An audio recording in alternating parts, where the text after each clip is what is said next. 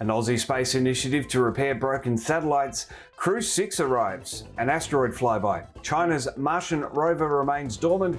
And NASA agrees to launch Israel's first space telescope. From Trekzone's virtual studio to the world, with early access and behind the scenes for members. This is Trekzone's Talkin' Science. This is the Bite-Sized Podcast, catching you up on the latest science and space headlines. Aussie space company Ant61 has exhibited its latest tech at the 2023 National Space Industry Hub this week. The robot works with fasteners to perform assembly and repair work in space and on the ground.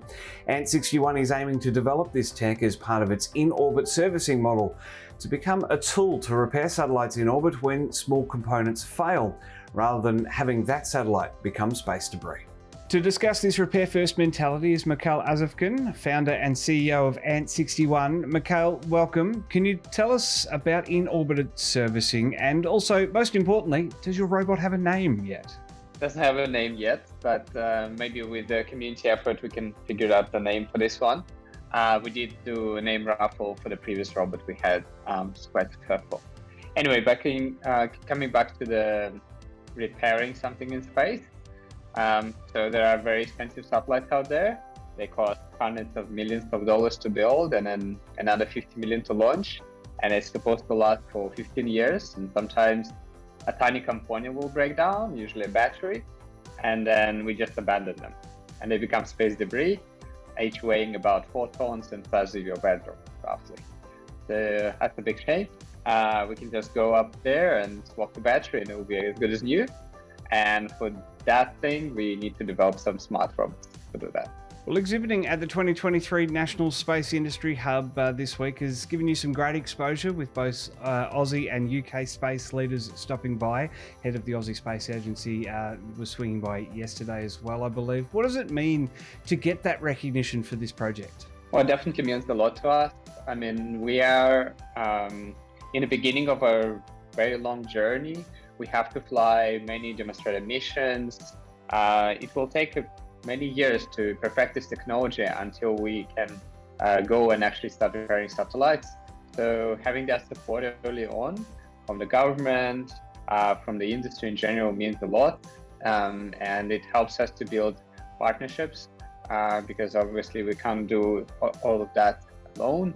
We need partners from space industry and other industries to actually make this all happen. We should pay credit to intern and undergraduate Mary Pillay, who has been working with you on the mechanics of the robotic arm as well, doing some great work there. I think the reason we like to work with students is that they don't know that something is impossible and they just might do it.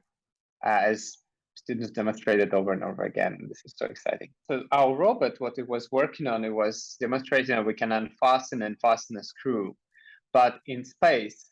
And for example, if we unfasten a screw on Earth, it's not a big deal, it just falls down on the ground, someone picks it up. But in space, if that thing is flying around, this is a bit of an oversized screw. But essentially, you don't want this to just free flying and jamming into other satellites. And so what Mary has been working on is the way to actually capture that screw as we pick it up and safely retain it. That's very important for space, and she came up with a really nice solution within just a week. She only started a week ago with us and already came up with a very good solution that works with this ginormous screw. All we need to do now is just to size it down to work with small screws, but that should be totally possible. Very, very exciting times ahead. What's next for you guys as you sort of move from demonstration, as you say, to demonstrator missions and stuff like that? Where are you guys at the moment to progress this robot? Yeah, so we want to fly certain parts of the robot as we go, as we build them. So for example, here's the brain for the robot. This one goes to space end of this year. And this basically acts as a brain and sensing for the robot, the eyes and the brain. And then the robot that you saw, the actual arm, that fastening robot with a few other attachments, that hopefully will go to space in 2025. So we're still negotiating with that. But that should be pretty exciting, especially exciting to launch this robot from Australian soil. The Australian Space Discovery Centre has celebrated its 50,000th visitor since it opened just 19 months ago. The centre credits a bumper summer school holiday program for the milestone, with 4,500 visitors in January alone. The Space Discovery Centre, located in the heart of South Australia's capital, says that their programs are ever evolving, so there's always something new to discover. And it's not just for in-person visits. A range of digital initiatives are available as well. The four-person team making up Crew 6 have arrived at the Kennedy Space Centre ahead of their February 26 launch to the space station. NASA's Warren Hoburg and Stephen Bowen, Roscosmos's Andrei Fedyaev and the UAE's Sultan Al Nayadi will travel on Crew Dragon Endeavour's fourth flight on the 26th. While first discovered in 2011, asteroid 2011 AG5 has only just been observed once again. It passed by planet Earth at roughly 5 times larger than lunar orbit. This relatively close flyby allowed scientists at NASA's Jet Propulsion Lab to track it, making observations about its size, rotation, surface composition, and shape. They've worked out it's roughly 500 metres long, 150 metres wide, and with an extremely elongated shape that's most akin to the Empire State Building. 2011 AG5 was the focus of intense study following its discovery, as it was suspected of having a small chance of impacting Earth in 2040, but continued observation has now ruled that out. A joint ESA and Chinese mission has carried out integration tests. The Solar Wind Magnetosphere Ionosphere Link Explorer, or SMILE, is a joint mission by the European Space Agency and the Chinese Academy of Sciences. Teams conducted docking, satellite separation and impact tests with a prototype over the past few days. The 3-year plan for SMILE will see it study the interaction between Earth's magnetosphere and ionosphere and solar wind.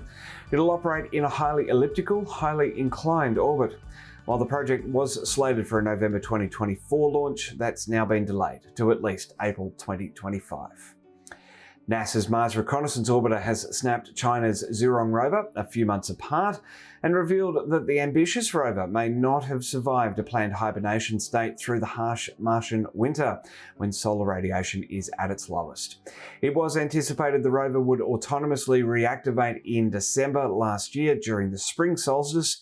However, unnamed sources have told the South China Morning Post that the mission team has yet to receive a signal. It's likely the rover has accumulated dust on its solar panels, preventing sufficient charge, a fate that plagued NASA's InSight lander last year as well. NASA has agreed to launch Israel's first space telescope in 2026. The Ultraviolet Transient Astronomy Satellite, or UltraSat, will operate in high Earth orbit and is planned to revolutionize scientists' ability to detect and analyze transient events in the universe, things like neutron star mergers and supernovae. The ultra-wide field of view at 204 square degrees is a 100-fold leap in extragalactic volume compared to ground-based observatories. Members get perks. Click join under every Trekzone video to sign up and get early access and behind the scenes for less than a cup of coffee a month. For our podcast listeners, jump onto the trek.zone/support. Clicking thanks under Trekzone's videos enables a one-time contribution, while heading to the trek.zone/PayPal is the most direct route into this podcast budget. Nothing fancy, just my pure dedication to the network for a decade and the website for 2. Do any of them today, have my eternal gratitude, or simply continue watching, liking and subscribing. That works too. I'm Matt Mellor for Trekzone. I'll catch you in the comments.